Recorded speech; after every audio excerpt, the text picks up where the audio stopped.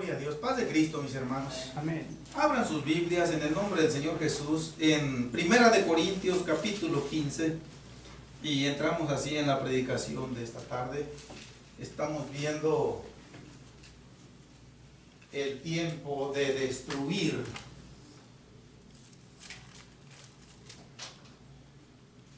Tiempo de destruir.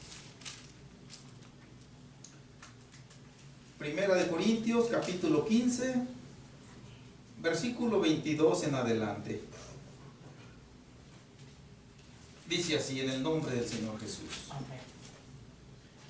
Porque así como en Adán todos mueren, también en Cristo todos serán vivificados.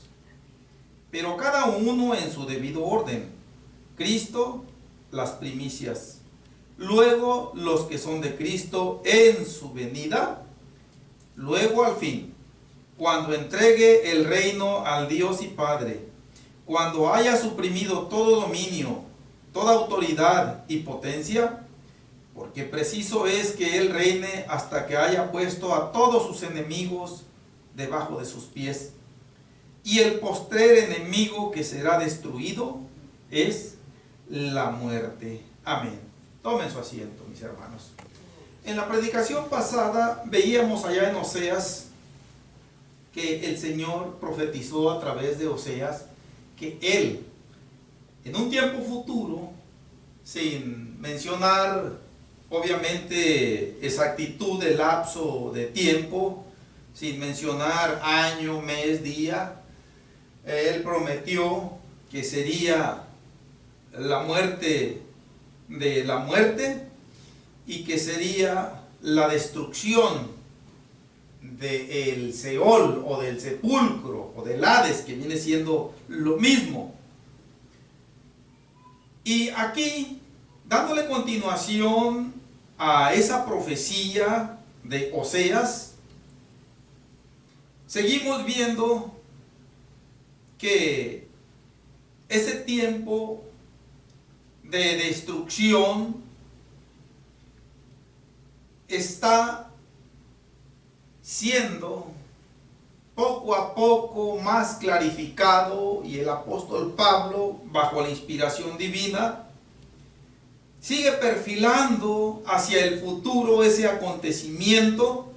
Pero, mis hermanos, mediante una serie de revelaciones escatológicas, quiero decir con esta palabra, que se refieren a los acontecimientos del fin del mundo, y que no vamos nosotros a encontrar estas verdades en ningún otro libro habido y por haber, sino solamente aquí en la palabra de Dios. ¿Cómo es que va a ser ese acontecimiento del fin de los tiempos? Y que el cristiano debe estar bien entendido en todo esto y recibirlo con fe, para que su esperanza siempre esté latente, siempre esté viva. Gloria a Dios. Y que nunca perdamos nosotros ese objetivo terminal de nuestra carrera, que es precisamente esa resurrección que se llevará a cabo cuando el Señor Jesucristo venga por segunda y última vez a este mundo. Estemos en este cuerpo con vida o ya estemos nosotros en la tumba, de todas maneras esa esperanza nunca se verá truncada, nunca se verá muerta, sino que siempre, siempre estará ahí con vida, y un día esto será una grande realidad. El apóstol Pablo narra aquí el orden de los acontecimientos, cómo es que va a haber esta resurrección. Ya dice que el primero en resucitar es el Señor Jesucristo. Ya ocurrió cuando, después de 3 días de estar físicamente muerto allá en aquella tumba que mandó hacer José de Arimatea, y que de acuerdo a la historia él la había mandado hacer para él, una tumba de primera calidad. Y la mandó a hacer en una ladera, en un terreno rocoso, con buena amplitud, para que cuando él muriera, ahí fuera depositado su cuerpo. Pero él cambió de opinión, porque de acuerdo a las escrituras, y aunque esto no lo dice de una manera expresa, pero está implícito, él amaba al Señor Jesús. José de Arimatea amaba al Señor Jesús. Y no se declaraba abiertamente, como tampoco se declaraba aquel principal de los judíos que vino a él de noche, de que nos relata el apóstol Juan en el Evangelio, en el capítulo 3. ¿Recuerdan cómo se llama? Nicodemo. Exactamente. Quien también amaba al Señor, y en sus humanidades ellos no se atrevían a manifestarlo abiertamente por temor a las autoridades religiosas, principalmente de aquel tiempo, pero en su corazón amaban al Señor. Y cuando José de Arimatea pues se enteró de que el Señor había sido juzgado, crucificado y había muerto, él dijo: le cedo ese lugar que yo tenía apartado para mí, con todo mi corazón, que mi Señor sea ahí sepultado. Y ahí fue sepultado. Los líderes religiosos de aquel tiempo, ignorando las escrituras y el poder de Dios, como el mismo Señor Jesucristo se los dijo de una manera directa y personal en su presencia, ellos, para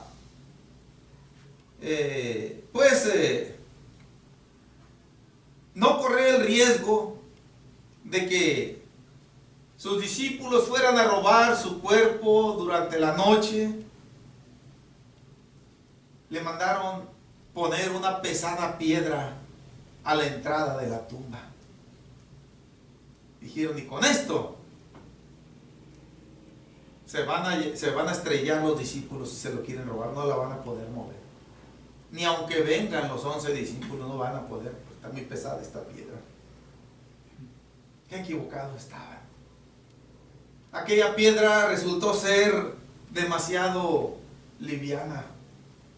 Cuando llegó el momento en que el Señor, por determinación de Él mismo, tenía que levantarse, tenía que resucitar de nuevo, y aquella piedra resultó ser menos que un soplo de polvo, muy liviana, demasiado. Y pues simple y sencillamente se hizo a un lado el Señor Jesús. Salió, resucitó, gloria a Dios. Y es lo que dice aquí el apóstol Pablo en el versículo 23, cuando dice el orden en que se va a llevar a cabo. Dice: Cristo las primicias, quiere decir Cristo el primero. Ya sucedió.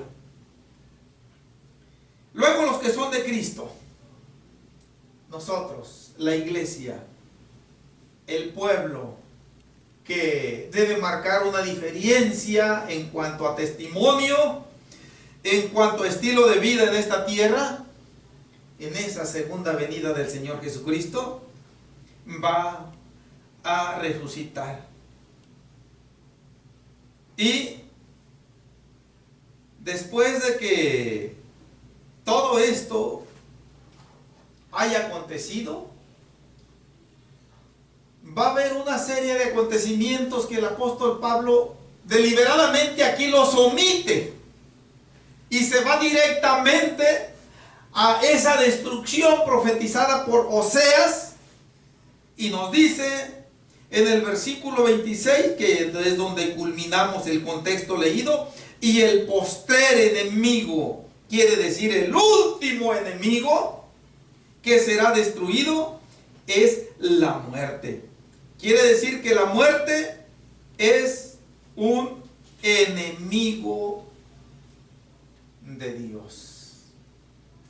La muerte es un enemigo, vaya la redundancia, mortal, no de Dios, porque Dios no tiene enemigos mortales, pero nosotros sí, y la muerte es uno de ellos. Es el más temible de los enemigos que existen, la muerte. Por eso es que todo mundo, de alguna manera, se horroriza y se atemoriza. ¿Y cuántas alteraciones llegan a la vida nomás de saber, de enterarse que la muerte ya está próxima? Entonces, ese enemigo, dice el apóstol Pablo, va a ser el último que va a ser destruido. Y como va a ser destruido, tenemos el énfasis del punto tiempo de destruir. Va a llegar ese tiempo y esa destrucción de la muerte va a significar simple y sencillamente, por definición, de que ya no habrá más muerte. Ahorita, como no ha sido destruida, es que hay muerte en el mundo por muchas causas, y esto pues causa temor de alguna manera. En unos más, en otros menos, causa cierto temor. Nosotros, creo, al menos de mi parte en lo personal, sería un mentiroso si dijera que no temo a la muerte. No debiera de temer. Aún sin embargo, pues hay cierto temor. Creo que aún el Señor Jesucristo en su humanidad lo sintió cuando dijo: mi alma está muy triste hasta la muerte. Minutos antes de que fuera apresado allá en el huerto de Getsemaní. Pero vamos hacia el cumplimiento, mis hermanos. Apocalipsis capítulo 20.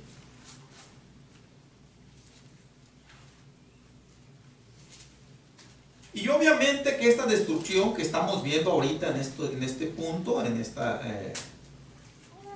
etapa, es una destrucción de tipo espiritual, que fue lo que yo les dije, que aunque esta destrucción en ocasiones en la palabra de Dios contempla el aspecto terrenal, pero aquí estamos viendo el aspecto espiritual. Tiempo de destrucción. Apocalipsis capítulo 20. Amén. Versículo 11 en adelante. Y vi un gran trono blanco y al que estaba sentado en él, de delante del cual huyeron la tierra y el cielo, y ningún lugar se encontró para ellos. Y vi a los muertos, grandes y pequeños, de pie ante Dios. Y los libros fueron abiertos, y otro libro fue abierto, el cual es el libro de la vida. Y fueron juzgados los muertos por las cosas que estaban escritas en los libros, según sus obras. Y el mar entregó los muertos que había en él. Y la muerte y el Hades entregaron los muertos que había en ellos. Y fueron juzgados cada uno según sus obras. Y la muerte y el Hades fueron lanzados al lago de fuego. Esta es la muerte segunda. Amén. Esta última expresión, esta es la muerte segunda, también quiere decir, esta es la última muerte. Este contexto, hermanos, nos habla de una manera más detallada sobre lo que es el acontecimiento del fin del mundo en cuanto se refiere exclusivamente al ser humano. Y aquí ya entra en más detalles. de aquel contexto de 1 Corintios 15, 22 al 26. Aquí ya nos relata de una manera más clara lo que es ese juicio que hemos nosotros dicho en varias ocasiones, que en estos días que estamos viviendo, el ser humano tiene salidas de escape todos los días. Mientras está con vida, ahorita, en este tiempo, y por qué no decirlo, nosotros también echamos mano de esas salidas de escape de una manera indebida muchas veces. ¿En qué sentido? En el sentido de que se elude afrontar esa responsabilidad que tenemos de ponernos a cuentas con nuestro Creador. Sí. Hay muchas maneras de evadir esa responsabilidad en este tiempo. Indudablemente que el día de mañana también. Y cuando yo digo el día de mañana, mis hermanos, no me estoy refiriendo físicamente al día lunes, que es el que sigue mañana, 1 de junio del 2020, no. Yo me estoy refiriendo a cierto periodo de tiempo en el futuro. Sí. Va a haber salidas de escape.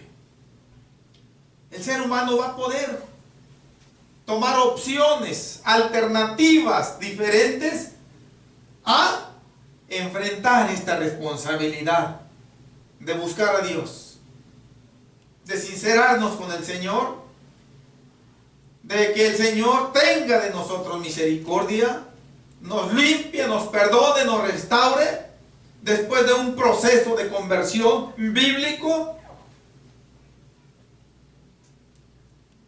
Podemos quedarnos en casa, podemos salir a visitar a X, Y, Z persona, incluyendo familiares, aunque en este tiempo pues se recomienda con mucho énfasis, quédese en casa, evite las reuniones. Con esos actos usted va a salvar vidas. Evite viajar en todo lo posible, etcétera, etcétera. Entre otras muchas alternativas que el ser humano puede tomar y que aparentemente no hay trascendencia. Pero nos está diciendo Juan, el apóstol Juan, nos está diciendo que va a haber un día en donde ya no va a haber alternativas, ya no va a haber opciones. Y querrámoslo o no, tenemos que estar presentes ante el Creador. Dice con mucho énfasis aquí Apocalipsis que vamos a ser juzgados cada uno según nuestras obras. Lo dice en la parte final del versículo 12, lo dice en la parte final del versículo 13. Esto quiere decir lisa y llanamente que vamos a ser juzgados de acuerdo a la reacción que tomamos ante la voz de Dios. Así de sencillo. Y no hay más que dos maneras de reaccionar ante la voz de Dios: con obediencia o con rechazo, o desobediencia, que viene siendo lo mismo. Y no hay más, no hay punto neutro. Que alguien quiera decir, pues yo ni lo obedezco ni la rechazo, yo ni para un lado ni para otro. El que llegue a decir eso le está rechazando, por definición. Así de sencillo ante el Señor. No hay manera de eludir esta responsabilidad. El cielo y la tierra van a huir de la presencia de Dios. No se va a encontrar lugar para ellos. Va a estar ese glorioso trono blanco, del cual emana santidad pura, inmaculada, limpia, inaccesible. ante ese trono blanco en donde el justo juez estará sentado y ante el cual comparecerán los miles de millones de seres humanos para recibir ese veredicto de cada uno en lo personal. Y esto, mis hermanos, ahorita me viene a mí la siguiente, vamos a decirlo, revelación, la siguiente luz. Cada uno de nosotros, cada día, porque aquí nos habla de dos libros. Nos habla primero de un conjunto de libros en plural. En el versículo 12, la expresión es: y los libros fueron abiertos. Esos libros están dando a entender que es la grabación total de la vida de cada ser humano en lo personal. No sé exactamente desde qué punto empezarán a contener esta grabación, pero indudablemente que va a comprender como mínimo desde aquel punto en que el pecado manchó nuestra vida.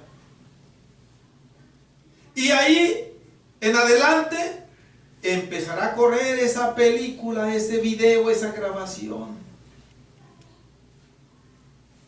de cada uno, lo que estuvimos hablando, lo que estuvimos callando, lo que estuvimos haciendo, lo que no estuvimos haciendo, lo que pensamos.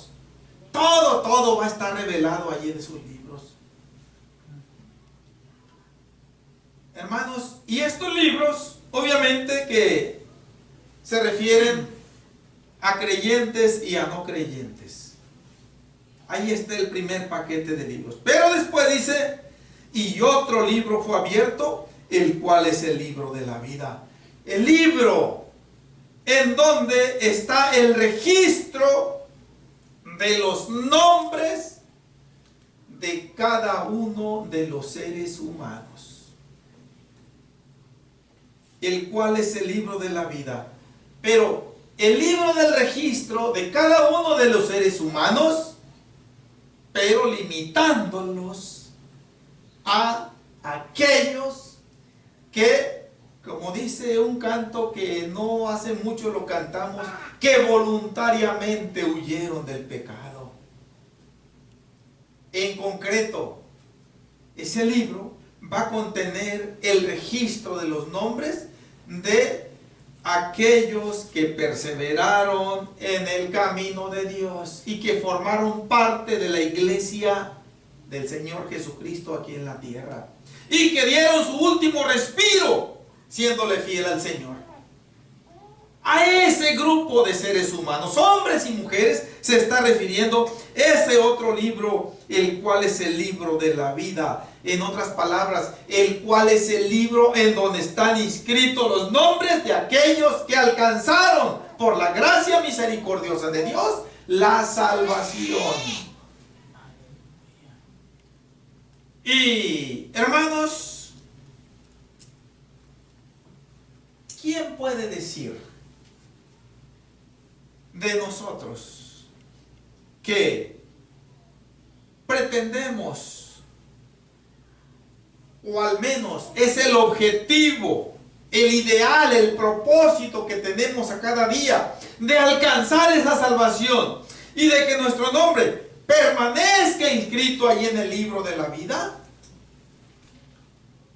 ¿Quién puede decir: yo nunca hice ninguna aberración? El Señor puede pasar mi video con toda confianza, sin temor a que me saque trapitos al sol que me vayan a hacerme sentir bastante avergonzado. Nadie. Todos le hemos fallado horrendamente al Señor. Ahora, yo no puedo de una manera contundente, adentrarme a explorar lo que va a suceder cuando se revele lo que hay en nuestro libro, o sea, nuestra vida. Creo que si el Señor perdonó todos nuestros pecados, cabe la posibilidad de que esas acciones, esas palabras, esos episodios pecaminosos que por la gracia misericordiosa de Dios fueron perdonados, vayan a ser borrados de la cinta, vayan a ser borrados de ese video. Digo, esta es una mera especulación. No nos lo dice aquí de una manera clara, abierta, simple y sencillamente, aplicando la lógica, es lo que se supone. Gloria a Dios. Todo lo contrario a aquellos que no se arrepintieron y obviamente que no mostraron ningún esfuerzo, ninguna evidencia de arrepentimiento ni de obediencia al Señor, va a salir toda la podredumbre ahí. Hermanos, y esto pues debe a nosotros todavía más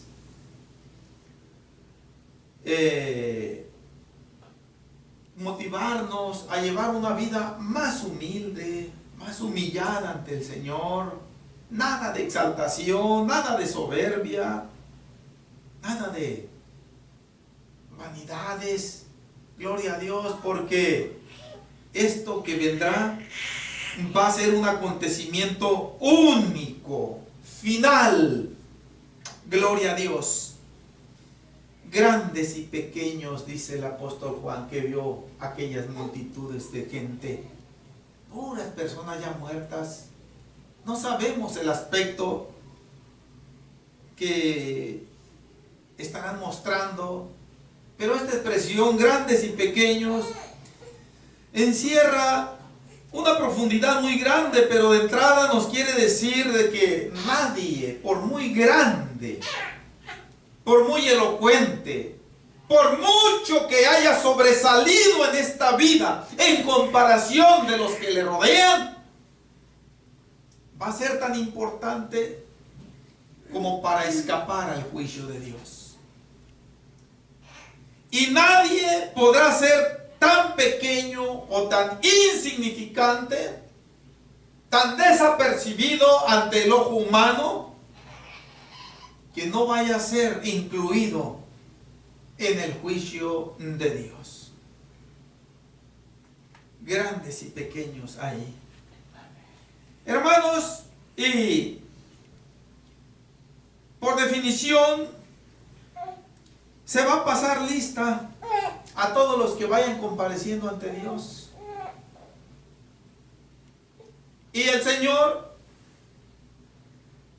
puede ser de que Él personalmente esté dando la respuesta, o que le esté ordenando a alguno de sus ángeles servidores que van a estar ahí alrededor de su trono, que van a ser millones también de ángeles que le sirven al Señor. Le vaya a ordenar a alguno: búscame el libro de fulano, el nombre de fulano de tal. Señor, aquí no aparece. No hay alternativa, no hay otra respuesta, simple y sencillamente al lago de fuego. Y esta escena se va a repetir una tras otra. Hermanos, pero qué precioso cuando el nombre mío y el nombre de usted se mencione, y de que diga aquel ángel, suponiendo que este vaya a ser el proceso a seguir, diga: aquí está ese nombre, Señor. Y por cierto, está brillando mucho. Ven, buen siervo y fiel, heredar el reino de los cielos preparado para vosotros desde la fundación del mundo.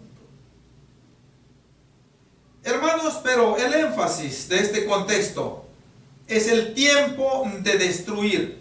Y es exactamente aquí en este punto en donde nos dice, porque acordémonos que el apóstol Pablo nos dijo allá en 1 Corintios 15:26, y el postrer enemigo que será destruido será la muerte.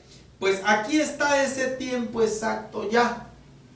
En el versículo 14 dice, y la muerte y el Hades, que es el infierno, fueron lanzados al lago de fuego.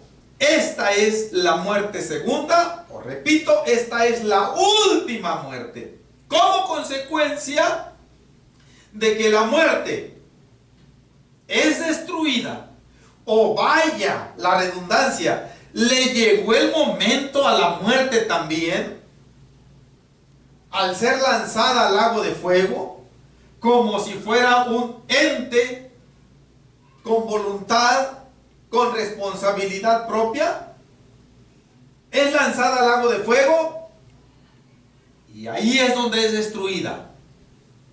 ¿Cuál es la consecuencia de esta destrucción de la muerte? Bueno, la consecuencia es, repito, porque ya lo dije minutos antes, ya no habrá más muerte. Ni para los salvos, ni para los condenados. Se termina la muerte. Ahora, los salvos, obviamente, no habrá memoria ya en ese tiempo, que ya va a ser la eternidad en acción. No habrá memoria de todo esto que sucedió aquí. Todas las cosas son hechas nuevas. Se olvidará el lapso de tiempo, de luchas, de pruebas, de sufrimientos, de tentaciones, de lágrimas, de enfermedades. Todo se borrará y todo será gozo perpetuo. Sí. Ya no digamos, ni siquiera se va a tener el conocimiento de que hubo muerte, mucho menos de que habrá muerte. Ya no, nada de eso. Pero en la otra escena va a ser completamente diferente. Allá en el lago de fuego tampoco habrá muerte, pero creo que ahí todos, sin excepción alguna, van a desear que haya muerte. Van a desear morir. A estar soportando ese indescriptible sufrimiento interminable, van a desear morir. Pero la muerte ya fue destruida y ya no va a venir. Ese va a ser un tormento adicional, de que ya no habrá manera de escapar, como en este tiempo, por la llamada puerta falsa. Ya no habrá esa manera, se terminará. Entonces, para sacar un hermoso mensaje espiritual, porque estamos viendo tiempo de destrucción y después vamos a ver en su momento tiempo de edificar, pero aquí nosotros, mis hermanos, ya debemos estar empezando a entender el por qué Eclesiastés puso en primer lugar el tiempo de destruir y después puso el tiempo de edificar.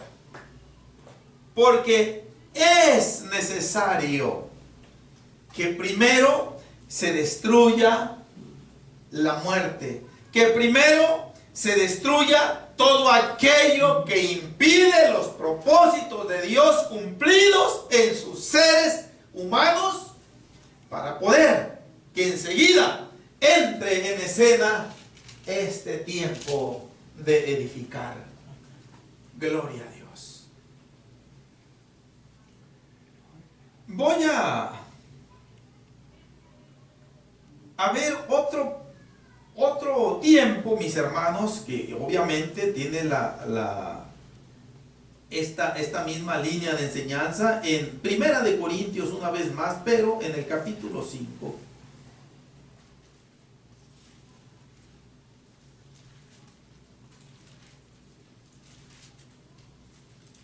Y solamente, hermanos, lo voy a leer como una introducción para la continuación de la predicación que sigue, porque aquí hay mucho que aprender. el tiempo de destruir, y también implícitamente vamos a aprender mucho del tiempo de edificar, aunque repito, ese lo vamos a ver por separado de una manera especial. Primera de Corintios capítulo 5.